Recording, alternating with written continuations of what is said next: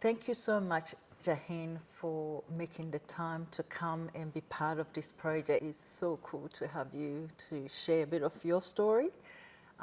But before we start, can you tell us a little bit more about you, who you are, what you do? Yeah, absolutely. So my name is Jahin Tanvir. I'm 21 and I'm a youth and multicultural advocate.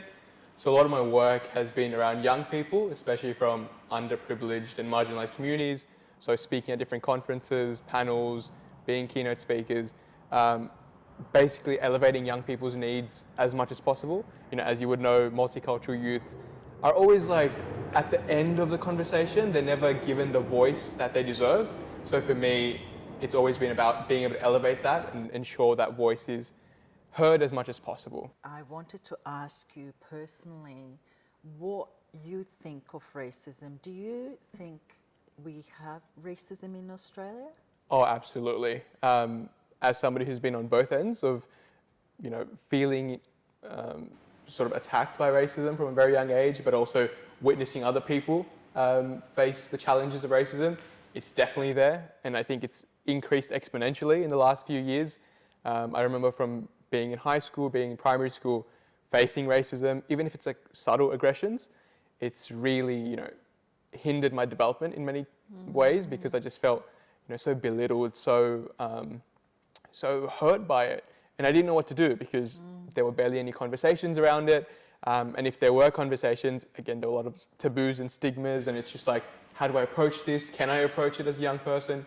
And so, yeah, racism is there very prominently. And again, I think it's increasing exponentially and more people are suffering from it. And it's very destructive, to say the least. What you said there was quite interesting about racism hindering your development. Can you please help us understand what that actually means? Yeah, absolutely. So for me, in terms of hindering my development, it made me feel very ostracized. So growing up in, as you mentioned, in Australia, my all the way from my preschool to my primary school, high school has been here. So naturally I thought, this is my world, this is my bubble, so I shouldn't feel different. I've grown up with all these people, I go to the same school, I go to the same interests like sports. Why am I feeling different? And so when you feel ostracized, when you feel different, when you don't have that sense of affinity with your culture and your community, that really makes you self-doubt yourself. So my self-esteem went very, very low because you just feel so different. You don't feel like you fit in, and that makes you feel like you're supposed to do something else than what others are doing. So even if you have goals and ambitions, you're sort of subverting away from that and thinking, okay, I'm different, so I have to choose something else. Or I can't accomplish what they're accomplishing because the color of my skin, or English not being my first language. And so I've definitely felt a lot of self-doubt, social anxiety, and just feeling sorry for myself, which no child should ever feel. You should feel, very empowered, very excited about living life and achieving your goals. And so that really affected me for many years of my life, where I look back and I'm just like, there's just so many things I wanted to do, but I just didn't do because I had that negative self-talk constantly, in a loop in my mind. And so, yeah, it was just very destructive for me in terms of growing up, and it took a while for me to sort of break out of that shell and say, hey, I'm different, but that's a strength. Wow. So let's not, see that as a negative. Let's see that as something that can empower me. Wow. Listening to you now, I'm actually getting teary by your story, because this is a young man that you actually the age of my son. And I'm sitting here thinking that you had self-doubt. You're 21, you're one of the most well-articulated person I have met. You've got beautiful demeanor, you've got beautiful soul, and to think that racism could have hold on your life to stop you being the person that you are, and yet the strength that you carry is really incredible. And I just want to say to you that you are a really incredible person, and never ever doubt that, because we need people like you in the world. And it really breaks my heart to think that your life could have been destroyed by racism. No, thank you. And I thank God for keeping you safe, that you are here to share your story with us. And I'm just really thankful for your life.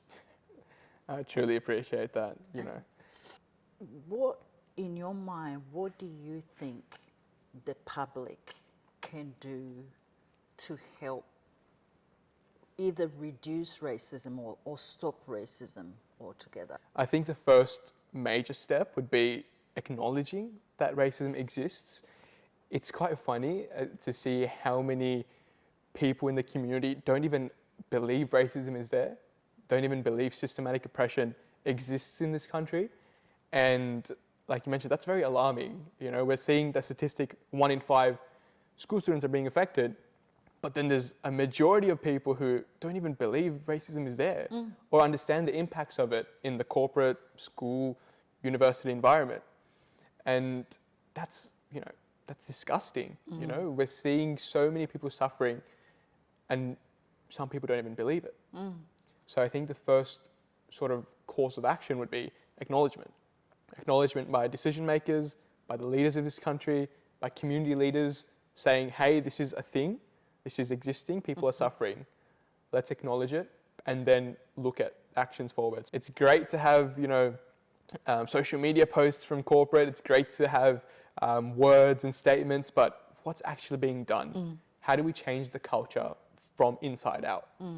And so taking action comes in the form of co-design, so involving people from diverse backgrounds in the decision-making processes. Who have are Absolutely. going through racism themselves. For sure, lived experience. People like Jahin. If you go through racism, you know authentically what it feels like and what would have been better, you know, if you were able to change that. Change that, that's So right. being on the table, changing policies, involving communities, rather than in a very tokenistic way where it's just like, we had one person there present, but did they contribute? Did you give them the opportunity to contribute? You know, where is their contributions in the report or the policies? So co-design, but in a very active way. And, you know, last but not least, I'd say conversations. You know, to shift a culture, to foster a different culture, you need to speak about it. So, you know, That's why we like this. you know, you can't like ignore this. It's red. It's bright red. So having more of this will initiate conversations. I want us to move into the idea of allyship. You've come across allyship before. So an ally is someone from a dominant group in our society who typically has privilege, who decide to walk side by side with those from the marginalized group in support. Tell us what you want an ally to do for you as a person from a marginalized population. For sure. I think first and foremost, I think we've already spoken about this, being an active listener in the conversation. Obviously, they don't have the lived experience that we do. So being able to support that and empower that is very important. So some of the practical steps might be, again, having a diverse person with lived experience come and give a talk or be part of the policy changes in a workplace culture or, you know, curriculum, cultural competency. Ensuring people from diverse backgrounds are part of that conversation.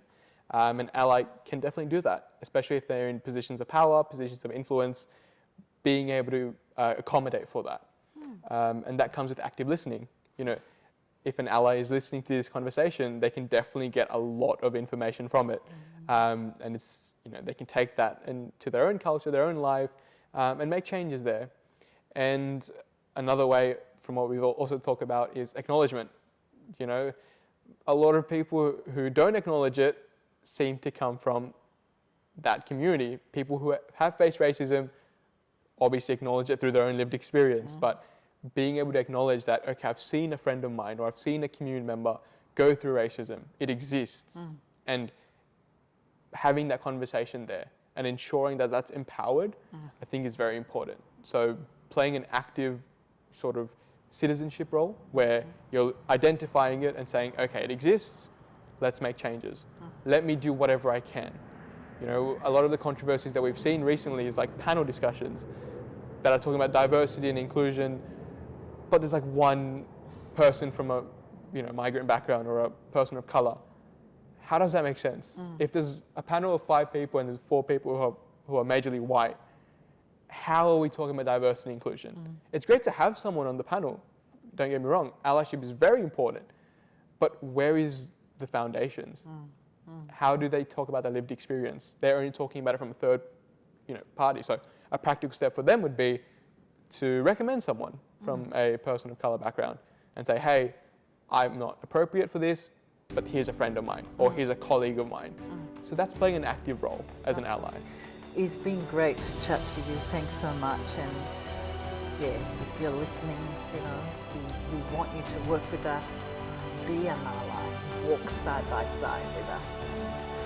Let's together eliminate racism in our society.